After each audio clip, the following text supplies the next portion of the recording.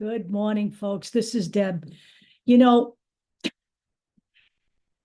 first of all, you're going to hear some banging in the background. I can't control that because they're clearly working on one of the condos in my building here.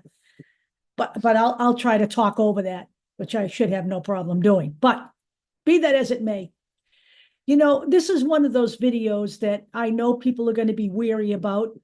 Weary as in tired. I mean, people right now probably have election weariness. Okay. This has been a long slog to November, but we must not falter here. Okay.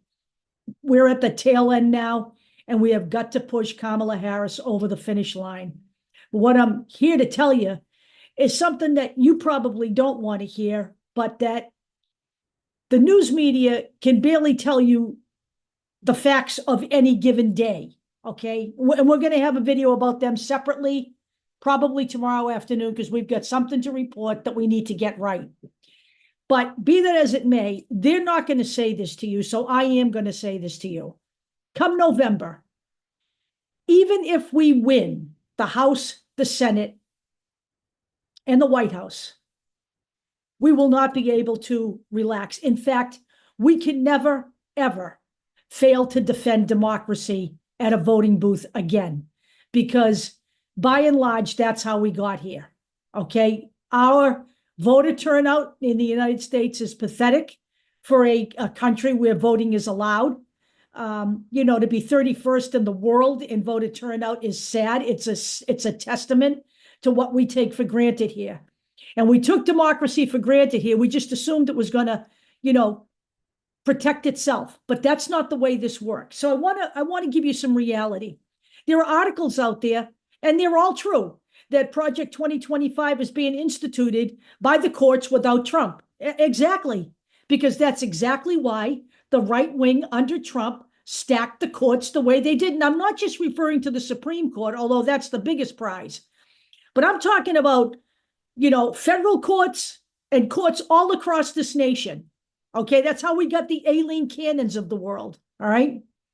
This is how we got the guy in Texas, I forget his name, that made the Muffer-Per-Stone ruling. They're setting this up so that it can function without Donald Trump. Donald Trump is, of course, a conduit, and he is Project 2025. But MAGA is not going to go away simply because Donald Trump loses. And Donald Trump hasn't gone away even though he lost in 2020. We have ample proof that he is controlling the Republican Party. They killed a conservative border bill because he wanted it killed. So here's what I'm telling you. We win the House back in 2024, and we have to defend all of those seats again in 2026.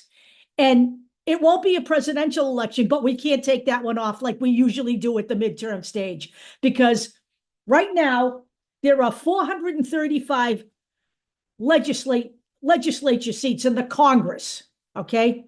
Of those 435, at least 150 of our elected representatives are election deniers and MAGAs. We're not going to win all of those this time around. We're going to have to defend our wins in 2026. And then we're going to have to get rid of the rest of the MAGAs. This is a process that's not just going to end on November 5th of this year. Okay, we have to remember this. So then let's talk about the Senate. We're right now talking about defending our lead. We need to expand our lead.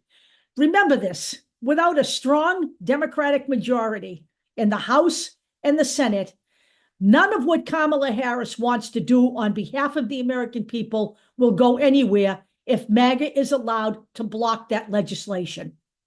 This is what I keep trying to tell people. This is a big picture election. They all are from here on out, okay? So we're not going to, all senators aren't up in 2024. So who are we going to have to deal with until 2026? Let's talk about that. Here are the senators we're still going to have. Lindsey Graham, Joni Ernst, Cynthia Lummis, Mitch McConnell, Mark Wayne Mullen, Tommy Tuberville, all pretty much either Trump supporters or people who can't stand up to Trump in the case of Mitch McConnell, okay? And then we're going to have to defend seats in 2026 like Cory Booker in New Jersey, Ed Markey, John Ossoff, and Jeanne Shaheen. And then some senators aren't up for re-election until 2029, okay? We will be stuck until 2029 with the following senators from the Republican Party: Katie Britt, Chuck Grassley, Ron Johnson, John Kennedy, Mike Lee, Rand Paul, Marco Rubio, and JD Vance. Should he not win the vice presidency, which we hope he does not, he will be the senator, and he is up for re-election in 2029. In 2029, we're going to have to defend our senators: Tammy Duckworth, Mark Kelly, Patty Murray, John Fetterman, Raphael Warnock again, okay? What I'm trying to say to you is democracy doesn't get to take time off. And defending democracy should not be given any time off. It should be part of our DNA at this point. We have seen 10 years of Donald Trump, and we have seen a MAGA movement built over 10 years that is now a self-sustaining organism without him at the helm. Okay, he's not even in office, and he is controlling things. And he has put things in place that will be there long after him. And he has decreed who his successors are by picking someone like JD Vance, who is as virulently bigoted and racist as he is. So, America, we need to be up to this task. We can't look at any races anywhere anymore as insignificant. Not governorships, not school committees. They have infiltrated school committees to turn people against each other, to try to destroy the public education system in favor of private Christian schools. This is all part of the plan. And this will continue on with or without Donald Trump, which is why I'm telling you today, we need to change the way we view American democracy and the way we work to protect American democracy. We need to know what's going on. We need to be educated about the legislature and about the legislation that they're passing. And we need to understand that voting is absolutely a requirement to maintain any kind of a democracy anywhere in the world. Right now, we can still vote. If Donald Trump wins in November, all bets are off on that. So please, I'm urging everyone to share this video and to please try to understand that we can no longer take our elections and our votes for granted. I'll talk to you all later.